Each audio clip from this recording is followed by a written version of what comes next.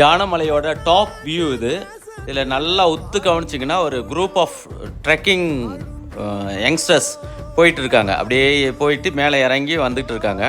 ரொம்ப மைன்யூட்டாக கவனிச்சிங்கன்னா அவங்க அந்த மிடில் அப்படியே நடந்து அந்த சங்கிலி படிக்கட்டு வழியாக இறங்கி அப்படியே மூவ் ஆகி ஃப்ரெண்ட் இடத்துல வராங்க. அதுதான் அந்த யானைமலை ட்ரெக்கிங்கில் இருக்கிற ரிஸ்கி ஏரியா. அழகாக அவங்க நடந்து போகிறத பார்ப்பீங்க.